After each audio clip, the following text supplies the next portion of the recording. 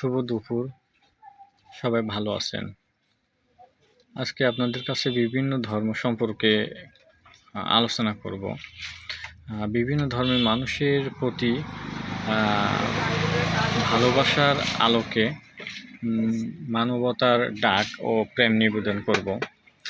যেমন হিন্দু ধর্মে বলা আছে, ভগবদ্গীতায় বলা হয়েছে, ভগবদ্গীতা চ্যাপ্টার 12 13 পদ, যে ব্যক্তি সকল প্রাণীর প্রতি দয়া ও ভালোবাসা রাখে সেই সত্যিকারের ধার্মিক।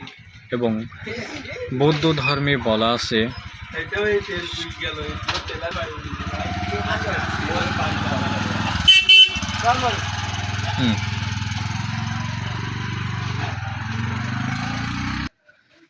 সকল প্রাণীর প্রতি মৈত্রী, ভালোবাসা ও করুণা প্রদর্শন করো।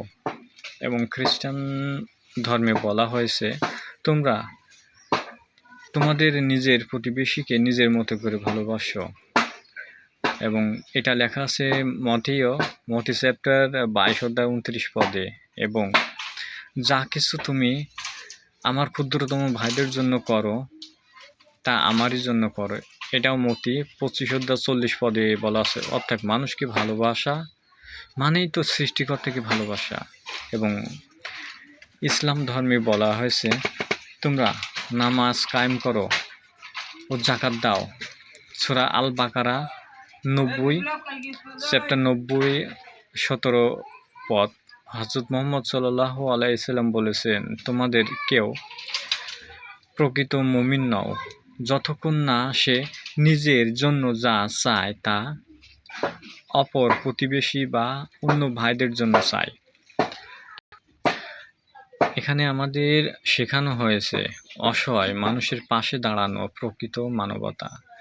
শেষ কথা, সব পথের একটাই উদ্দেশ্য, একটাই কথা, ভালোবাসা, দয়া ও মানবতা। আসুন আমরা নিজেই বদলাই, ভালো পথে মানে আলোর পথে ফিরে আসি এবং হাতে হাত রেখে সমাজের গরিব অসহায় মানুষের পাশে দাঁড়াই। এটাই সৃষ্টিকর্তার ইচ্ছা, এটাই সৃষ্টিকর্তা চায়। তো সবাই ভালো থাকেন, সুস্থ থাকেন।